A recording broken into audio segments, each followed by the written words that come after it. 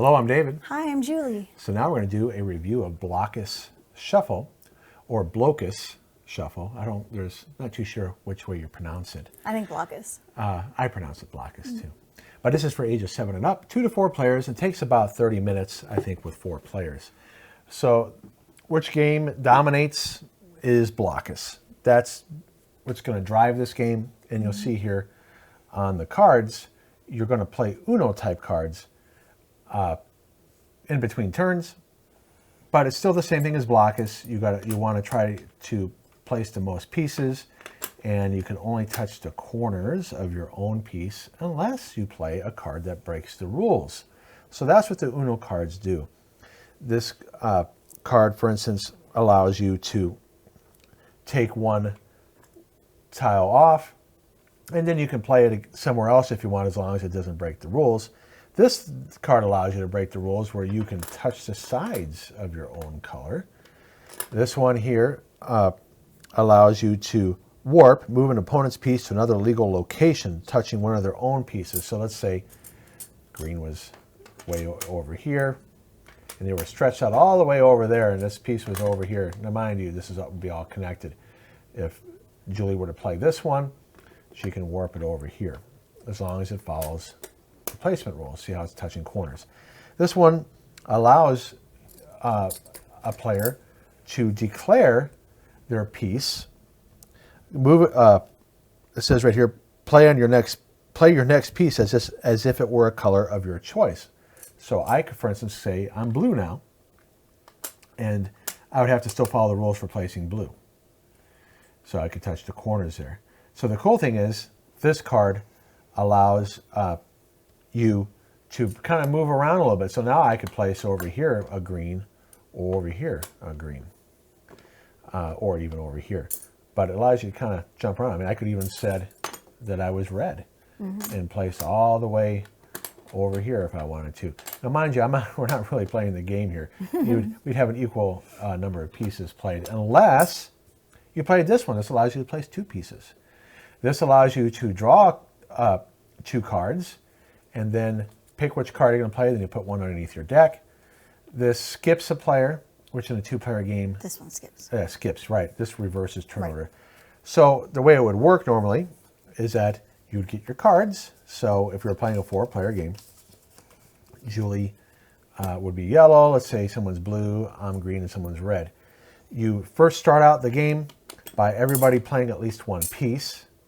And then after they play their piece, I got to do the right one here, because you got to start out in the corners. Right. Then you draw 2 cards. So if Julie played the yellow, she would have 2 cards.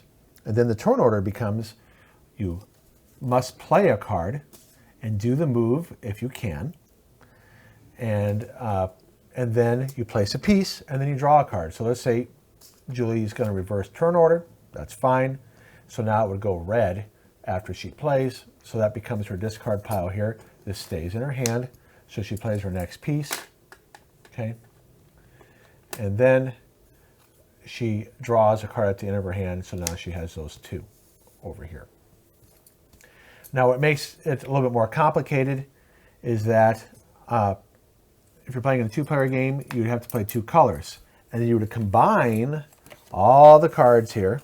So Julie would be yellow and blue, and it's better if you have it like this.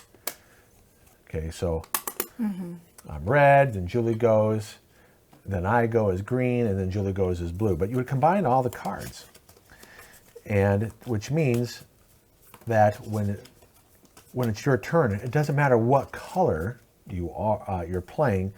You could use the blue card for yellow or the blue card for blue. So that's one thing that's a difference in the rules here, is that you combine the 2 decks, and then you could use them for either color.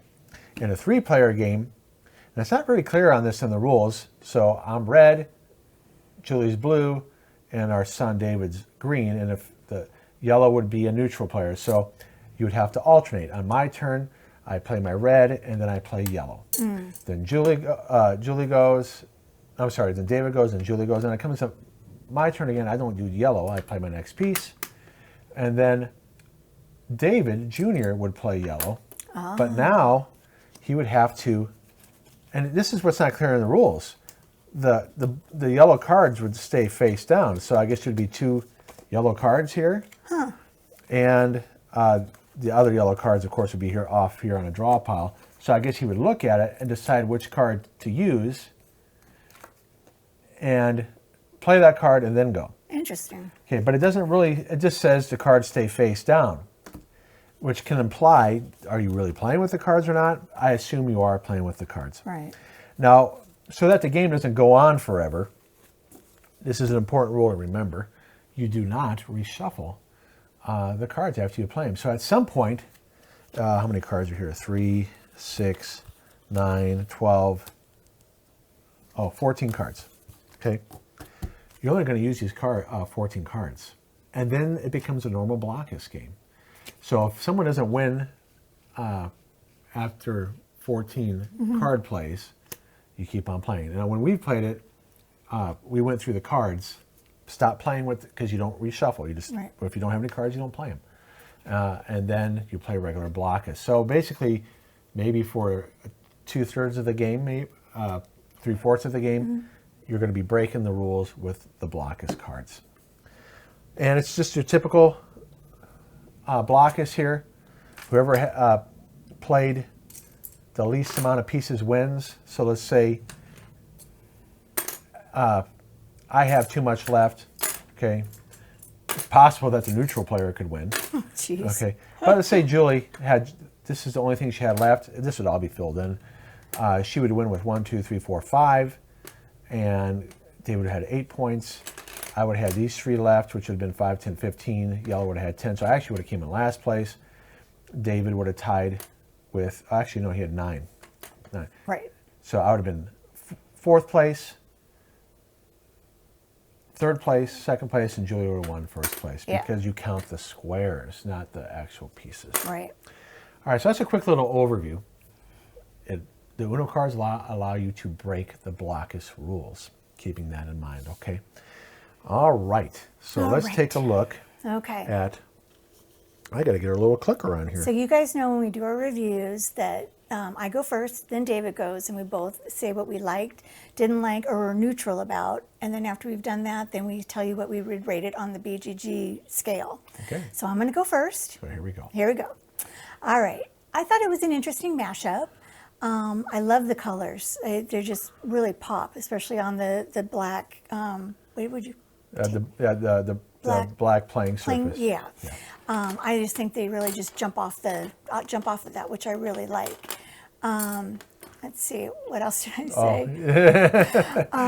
I wasn't being a That's good okay. a camera operator. I found it incredibly frustrating to play with 2 players because you have all these cards, you have 2 colors you have to do, it's just a lot going on.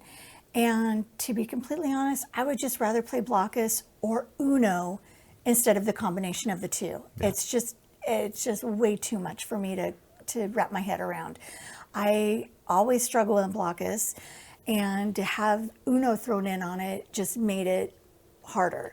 And I would like to enjoy my games that I play and not have it be frustrating and make me want to throw the pieces around. So again, I would pick one or the other, but I wouldn't do this one again. All right, let's see what I have to say. Okay. I agree. The colors are cool. So remember, we come up with these lists separately. We don't know what each other's going to say. So I said the same thing, not fun 2-player experience. In fact, it was so frustrating. We got out Travel Blockus. Yes, we did. Just to try it as a 2-player experience without having the other cards. Yep. And in other words, I had purple be red, and Julie yellow was yellow. Yellow, yeah. And we basically just used the cards to play as a 2-player, and we still didn't have fun. But at least we weren't dealing with 2 colors at the same time. No. But that's how far we took it. We tried playing it with this way, running 2 colors, and it just was annoying. It was awful. Okay. Oh, let me see what else am I doing here. Okay, so cool idea to break Blockus rules, but just wanted it to end. So it's a good funny, we point. basically said the same thing Yeah. in a different way. So one thing that'd be good about games with luck in it is that it can benefit younger players because they can have a chance to compete with older players or more experienced players. True. So if I were to reward that regardless of age, luck games can help inexperienced players be more competitive with more experienced players. That makes a lot of sense. But unfortunately, this game, based on the cards you get, the more strategic players are going to take advantage of the situation. So yes, I may. In fact, I was screwing over Julie pretty well by moving things around. I would let's see here, play this one here. Which the one where you get to move. So you know you're going to be referring to this. There's only one page here, so you're going to have to pass this around to people playing. So it just adds more complexity. It's the warp, yeah. So what I was doing, I was moving Julie's stuff and messing her over, and that benefits the more experienced player. Or playing wild cards at the right time to extend your reach across the board. Remember, I can, if I were to play this card, my red, I'll be able to play all the way over here and declare it a blue or yellow. And see, or that was green. very confusing for me to do all that. Yeah.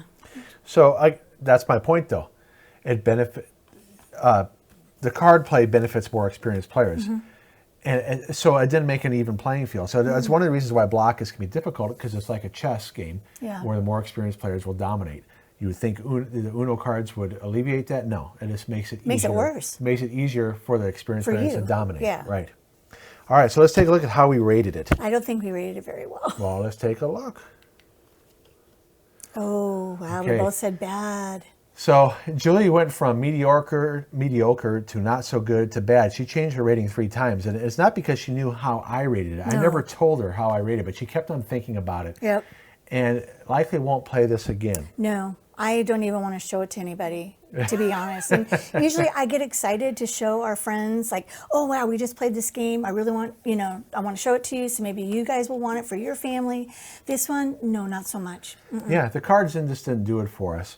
So what is cool, the colors. The colors are the best thing in the game. Yeah. Honestly, it's the best. If you're a Blokus collector and you want this set of colors, it really pops. Yeah. But what they should have done, I agree. which would have raised my rating, and I talked about this, it wouldn't be hard for Mattel to have a double-sided board that combines the travel Blokus board on the other side.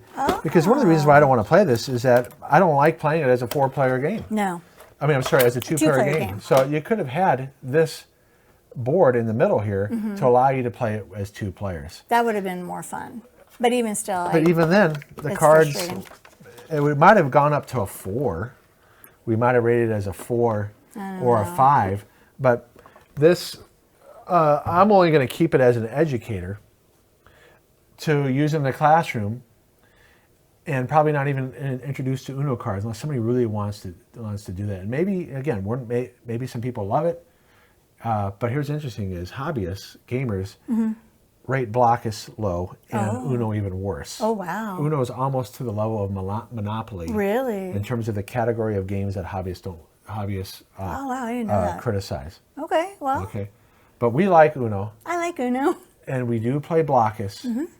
I use it more in the classroom than I do. Yeah, we don't play it a lot, just us. Well, it's because It's very frustrating for me. right, because a competitive player will dominate. Yeah. Like in chess. I have a hard time wrapping my head around how things are supposed to go. And he's already like 3 steps ahead of me, and it's not fun. So we don't recommend this. No, we do not recommend this. You probably want to play someone else's copy. We got it as part of the sale. You saw the other 2 games that we did that we bought with us on sale. Right. And that was the dragon game. Oh, yeah. And oh gosh, what was the other one? The Mickey Mouse Mickey Mouse, Beanstalk yes. games. You can check out those videos. We like those Yeah, games. those were fun. So unfortunately, this was a miss for us. Big time miss. Now, but it did inspire us to do videos on the other Blokus games that we have. You can tell we like Blokus. And for me as an educator, there's a reason why we have so many Blokus. He likes it more than I do. Right. All right. So thanks for watching. Thanks. Please subscribe and like. Yep, and we'll catch you next time. All right. Take care. Bye-bye. Bye.